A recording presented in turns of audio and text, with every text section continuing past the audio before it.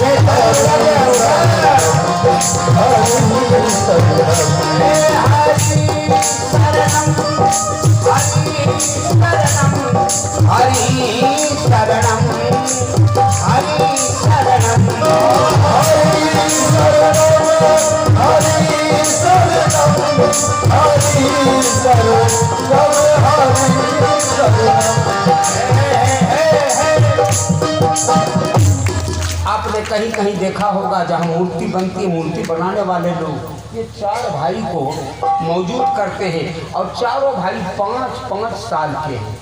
ज्ञानी तो ऐसे हैं मेरे भाई बहन जिसका जोड़ा नहीं है। सनक, सनंदन, सनातन कुमार। भागवतकार को लिखना पड़ा कथा मात्र जीवी न। अगर कथा ये न सुने न गावे इनका जीवन बचेगा नहीं। ये कथा ही गाते फिरते हैं, ब्रह्मचर्य का पालन करते हैं, कभी विवाह शादी किया ही नहीं इन्होंने, और ये धरती पर आज भी विराजमान हैं। आप कहेंगे हमको दिखाई क्यों नहीं पड़ता है? जब आपको यहाँ से धौनी दिखाई नहीं पड़ता है तो परमात्मा कैसे दिखाई पड़ेंगे? ताली मारे एक बार मेरे। कैसे दिखाई पड़ेंगे? जगदीश चंद्र बसु ने, बोस ने वृक्ष क्या बोलते हैं उसकी आवाज़ को वो जानते थे। ये सुखदेव जी महाराज यम प्रजंत मनुपेतम पेत कृत्यम द्वैपायनो विरह काता राजू हवो। जब आगे जा रहे थे तो वृक्षों ने भी कहा बेटा रुक जा, बेटा रुक जा, बेटा रुक जा। सुना इसको किसने? इसको सुना वेद व्यास जी ने, इसको सुना राजा, इसको सुना श्री सुखदेव जी ने। हम क्यों नहीं सुन पाते हैं? और हम चूंकि उस भाषा को जानते नहीं हैं, हमारी पहुंच वहां तक नहीं है। और जिस दिन हम अस्तित्व के शब्द को भी सुनना शुरू कर देंगे, उस दिन वृक्ष क्या बोलते हैं, चांद क्या बोलते हैं, सूरज क्या बोलते हैं, तारे क्या बोलते हैं, सागर क्या बोलते हैं, नदियाँ क्या बोलती हैं, तालाब क्या बोलते हैं, उसकी भी आवाज़ हम सुन सकेंगे। अपने देश में कैसे संत हुए पूज्य चरण मुरारी बापू, जो सागर को कथा 9 दिन सुनाते रहे। ऐसे कथाकार हुए जो आकाश देवता को भी 9 दिनों तक प्लेन पर कथा सुनाते रहे। ऐसे देवता हैं जो श्मशान में जाते हैं, मरे हुए जीव ना, वो कहते हैं उसका विनाश नहीं होता है ना। हम भी वहाँ श्मशान में बैठे शंकर को कथा सुना करके कम से कम अपने मन को शांति प्रदान कर रहे हैं। तो मैं कहता हूँ उसका ये मतलब नहीं है भैया जो नहीं बोलते हैं। आज ये सुखदेव जी, आज ये चारों भाई घूमते रहते हैं, कथा सुनते रहते हैं, कथा गाते रहते हैं। और इसी बीच में बद्री विशाल में नारद जी को उन्होंने देखा, और जैसे देखा बोले नारद जी जैसे लगता है किसी व्यक्ति का सारा धन समाप्त हो गया हो और उसके चेहरे पर जो चिंता होगी वही आपके चेहरे पर चिंता व्याप्त है। क्या कारण है? आप तो मुक्त संग हैं, आप आसक्ति रहित हैं, लेकिन ये धन के प्रति आसक्ति आपकी है क्या? क्या हो गया आपको? क्यों चिंतित हैं? त्वरितम गम्यते पुत्र, ये तुरंत आप आए कहाँ से और कहाँ जा रहे हैं? कारण तो बतला दीजिए। तो बोले ये चारों ऋषि आए काहे हैं? ब्रह्मलोक में रहा करते हैं ये चारों भाई, इस धरती पर क्यों आए? बोले कथा सुनने के लिए आए हैं, सत्संग करने के लिए आए हैं। भैया सौभाग्य हम सबों का कि हम आज सत्संग में भाग ले रहे हैं, भागवत कथा का श्रवण कर रहे हैं, जो देवता को भी दुर्लभ है। बिनु सत्संग विवेक न हो, बिनु सत्संग विवेक न हो, बिनु सत्संग विवेक न हो, बिनु सत्संग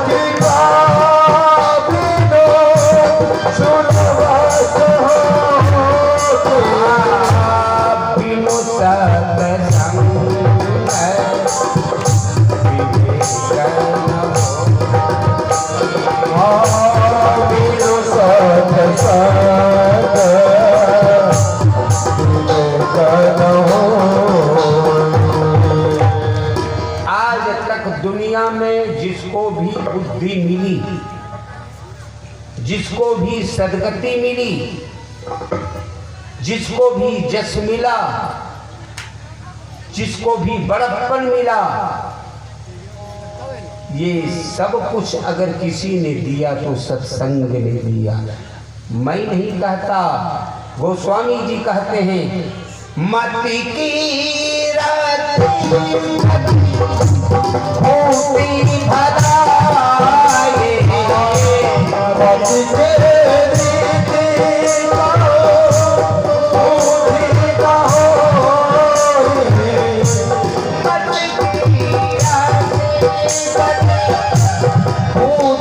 भला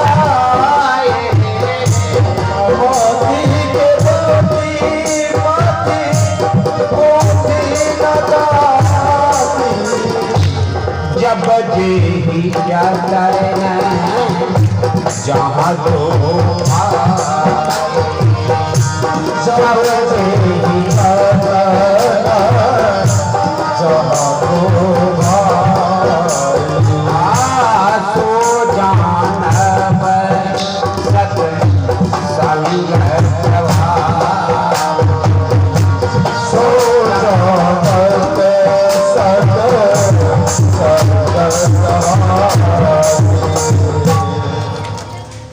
मत की रति गतिभूत भलाई जब जही जतन जहाँ जो पाई सो जानब सत्संग प्रभाव लो कहू वेद न आन उपाऊ।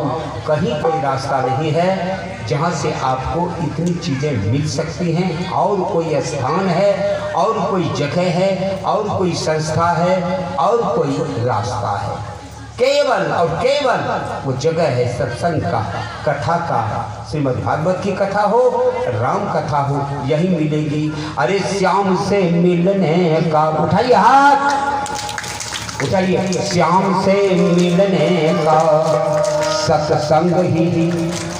सबकी ताली बजेगी मेरे भाई बहन, मैं यहाँ से देख नहीं पा रहा हूँ, लेकिन उठाइए हाथ, उठाइए सबके हाथ, आगे में बैठने वाली उठाइए हाथ, चलिए ताली बजे। श्याम से मिलने का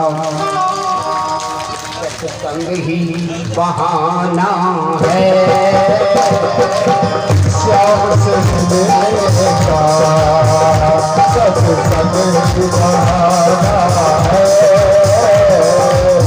श्याम से मिलने का सत्संग ही बहाना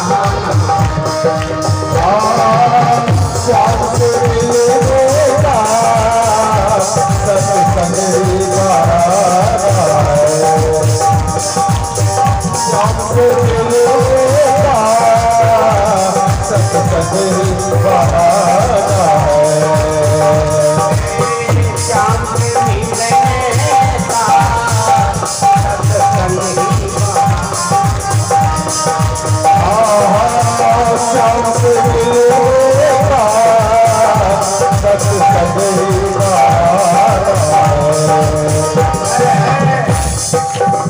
क्या बहाना है। अगर राम से मिलना हो तो सत्संग में आना होगा। जानकी जी, ये सत्संग क्या है, ये बाग है। जानकी जी को राम से मुलाकात होती है कहाँ, बाग में, संत सभा चहुदिशी अमराई। और हनुमान जी को कहाँ पर जानकी जी मिलती हैं, अशोक बाग में। बाग जो है वो संतों की सभा है, सत्संगति है। हमको भी राम मिलेंगे यहीं। उठाइए हाथ, ताली बजे। श्याम से मिलेंगे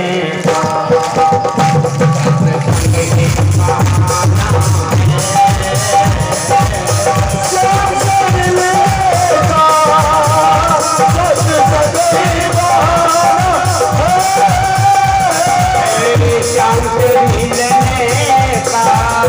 सत्संग ही बहाना, श्याम से मिलने का सत्संग ही बहाना। दुनिया वाले क्या जाने, दुनिया वाले क्या जाने, मेरा दिल तो दीवाना है। दुनिया वाले क्या जाने, मेरा दिल तो दीवाना है। दुनिया वाले क्या जाने, मेरा दिल तो दीवाना है। दुनिया वाले क्या जाने, मेरा दिल तो दीवाना है।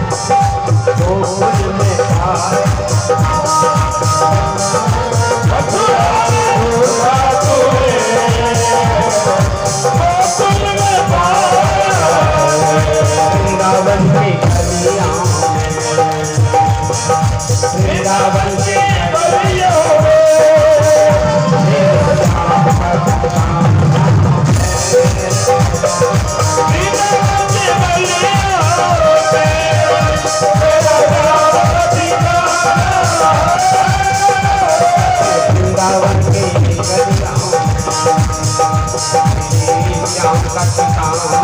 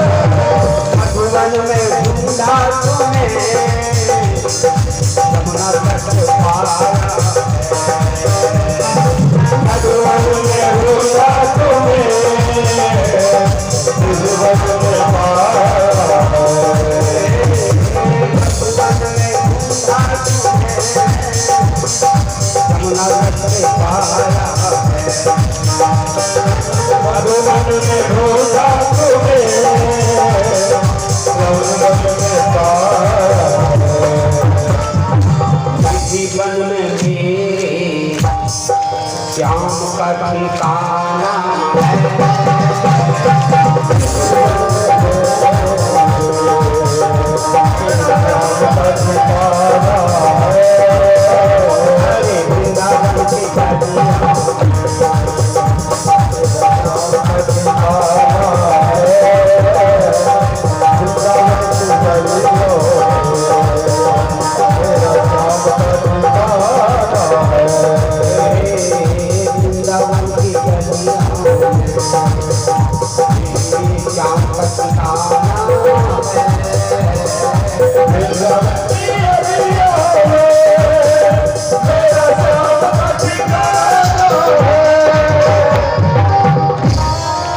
एक बार बोलिए हर हर महादेव। आवाज कम ही, जोर से बोलिए हर। और चारों भाई के बीच में बिल्कुल उद्विग्न मन होकर के नारद जी का आगमन होता है। अब पूछा जाए कि नारद जी आप भी तो ब्रह्मलोक में रहा करते हैं, धरा पर क्यों आए? वो कहते हैं सत्संग करने के लिए हम आए। इतने बड़े बड़े संत जिनको जीवन में किसी चीज़ की कमी नहीं है, कोई वासना नहीं है, कोई कामना नहीं है, लेकिन ये सत्संग के लिए ब्रह्मलोक में सत्संग कम है, शिवलोक में सत्संग कम है, स्वर्ग में सत्संग कम है। अगर सत्संग कहीं पर है, इस धरा पर है, इस मृत्यु भुवन में है। यही कारण है हमारा डिमोशन अगर हुआ है तो हमारा प्रमोशन भी हो जाएगा। और भगवान का भजन करके जब हम प्रमोशन पालेंगे, वहाँ से मेरा गिरना नहीं होता है मेरे भाई बहन।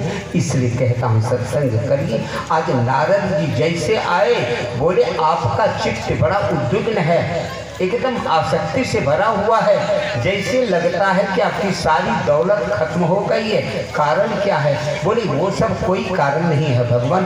कारण ऐसी है कि हरि क्षेत्रे श्रीरंगम, ये काशी प्रयागे मैं सब जगह घूमा, शांति के लिए घूम रहा था कि कहीं हमको शांति मिल जाए, कहीं सत्संग मिल जाए, कहीं सुख मिल जाए, लेकिन कहीं हमको सुख का निशान तक नहीं मिला, छाया तक नहीं मिली।